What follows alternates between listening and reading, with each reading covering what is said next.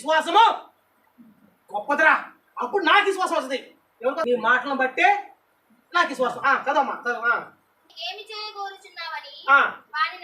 అంటే యేసుక్రీస్తు తెలియదు ఇప్పుడు, అంటే యేసుక్రీస్తు కనిపించలేదు ఇప్పుడు. ఆయన ఏమైంది ఇప్పుడు అమ్మా? యేసుక్రీస్తు కనిపించలేదు ఇప్పుడు. ఆ వ్యక్తి ఏమండి, ఆయనకి ఏమి లేవు మరి. యేసుకు తెలియదా మరి? ఎందుకు అడిగింది మధ్యలో?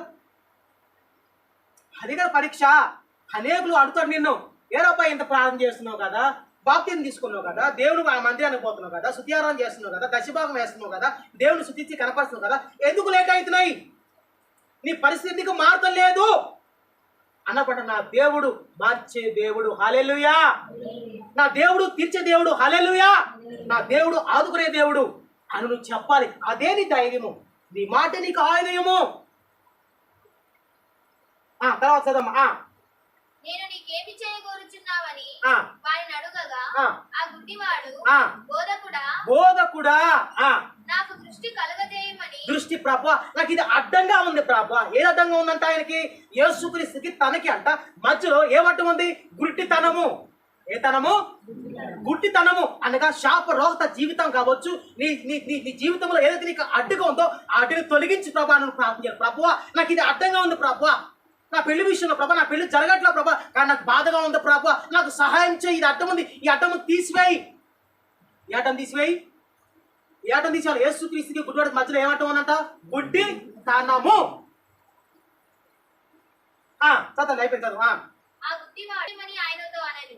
అందుకు యేసు నీవు వెళ్ళుము, నీ విశ్వాసము నిన్ను స్వస్థపరచునని చెప్పాడు. హల్లెలూయా, హల్లెలూయా. ఎవరి విశ్వాసం ఇక్కడ? దేవుని విశ్వాసము కాదు, గుర్తుపెట్టుకోండి. అక్కడ యేసయ్య విశ్వాసం, అక్కడ ఎవరి విశ్వాసం? అక్కడ దేవుడు ఆశీర్వదించబడ్డ ఈ గుడ్డి కళ్ళు ఎంత విశ్వాసమా? ఆ విశ్వాసము నాకేదిరా బాబు. నీ విశ్వాసము గొప్పది చెల్లి, నీ విశ్వాసము గొప్పది. ఎందుకు? ఈ నిలబట్టి బాధ అయినా కష్టమైన పడుతున్నావు, ఏడుస్తున్నావు ప్రభు నాకు సహాయం చేయని ఏడుస్తున్నావు కనుక ఆ విశ్వాసం నిన్ను రేపు కాపాడుతుందంట.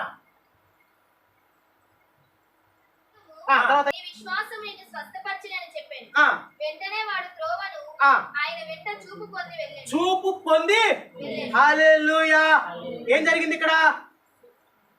ఏమడ్డం వచ్చింది? ఏం పోయింది ఆయనకి? గుడితనము పోయిందంట. అంటే ఎప్పుడు పోయింది? నువ్వు దేవునికి వచ్చినప్పుడే, నువ్వు దేవుని గుర్తుపట్టినప్పుడే, నువ్వు దేవుని సన్నిధిలో ఉన్నప్పుడే. అవన్నీ నీ మధ్యలో అది ఏదైతే సమస్య కాదు, ఏదైనా కావచ్చు నీ విషయంలో చెల్లి, అది ఏదైనా కావచ్చు, అదేమైందంట? తొలగి పోతుంది. నెక్స్ట్ వాక్యం మత్తయి సువార్త 4వ అధ్యాయము 16, 4:16. మత్తయి సువార్త 4:16.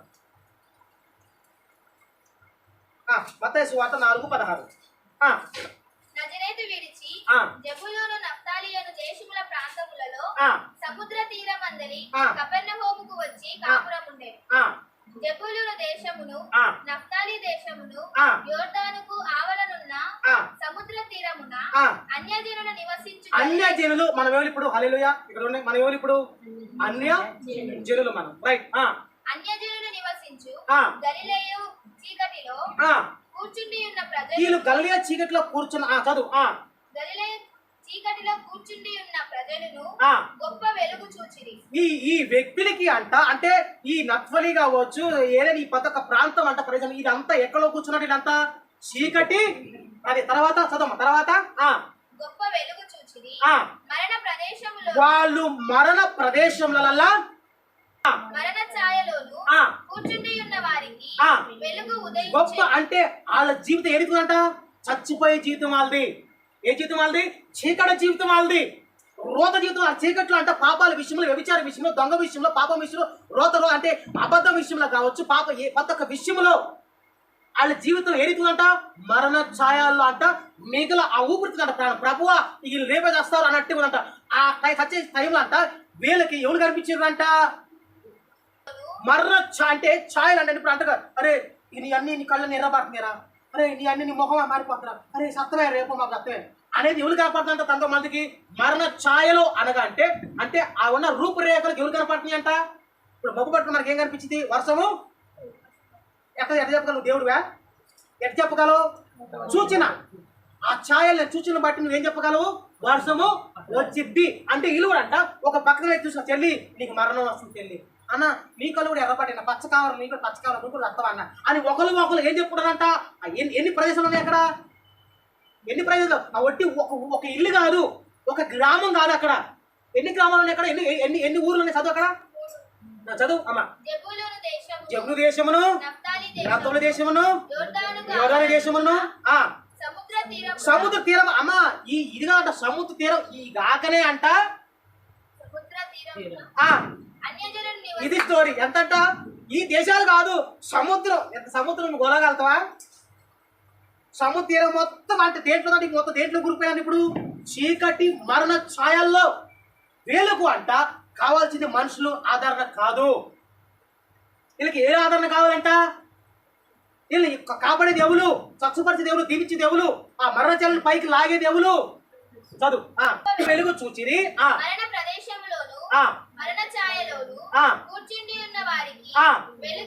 గుడ్డివాడు ఎక్కడ కూర్చున్నంట అమ్మా? గుడ్డివాడు ఆడికి ఏం కనిపి కూర్చోండు? వీళ్ళు ఎక్కడ కూర్చున్నారు, వీళ్ళు ఎక్కడ మరణ వీళ్ళు ఎక్కడ కూర్చున్నారు? వీళ్ళు కూడా లేచినంత ఓపిక నీకు ఏంది లేచి ఏవైతే చచ్చిపోతారు వీళ్ళు. అందుకే మరణ ఛాయల్లో కూర్చున్నారు. వీళ్ళు ఎక్కడ కూర్చున్నారు? మరణం అంచుల మీద కూర్చున్నారు వీళ్ళు. అమ్మ వాక్యం అర్థమైతే అర్థం కావట్లేదా అమ్మ? క్లియర్ అర్థమైంది? ఓకేనమ్మా. ఎక్కడ కూర్చున్నారు వీళ్ళు?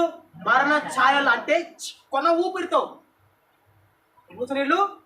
ఇక మా బ్రతుకులు మారవు, అవుట్ మా జీవితం, ఇదే లాస్ట్ జీవితం, ఈ రోజు లాస్ట్ ఏమో అలా లేని ఎవరు తీసుకున్నాను. ఇన్ని రోజు బట్టి మేము యేసుక్రీస్తుని నమ్ముతున్నాం కదా, ఇన్ని బట్టి మేము దేవుని ఆరాధిస్తున్నాం కదా, ఈ రోజు మా జీవితము లాస్ట్ అన్నప్పుడు అంట ఆ లాస్ట్ జీవితంలో ఎవరు వచ్చిందంట? చదువు చదవమ్మా. కూర్చున్న ఉన్న వారికి వెలుగు, హల్లెలూయా, వెలుగు అంట. నీ చీకట్లో బ్రతుకుని మార్చాల్సింది నువ్వు నమ్ముకున్న యేసుక్రీస్తు. ఆయన వెలుగు స్వరూపుడు కాబట్టి ఆ వెలుగు నీ చీకట్లో, నువ్వు ఏ దీంట్లోనూ మరణ ఛాయల్లో నువ్వు చీకట్లో ఉన్నప్పుడు ఆ చీకట్లోకి వెలుగు ఉదయించాలా. మరణ ప్రదేశములోను మరణ ఛాయలోను కూర్చుని ఉన్న వారికి వెలుగు ఉదయించెను అని ప్రవక్త అయిన యెషయా ద్వారా పలుకబడినది నెరవేరినట్లు. ఇప్పుడు ఏమైంది? ఇప్పుడు వాక్యం ప్రకారం నెరవేర్చబడింది. అంటే ఈ మరణ జలందరూ ఏమైంది? ఇప్పుడు బ్రతికి బట్ట కట్టారు.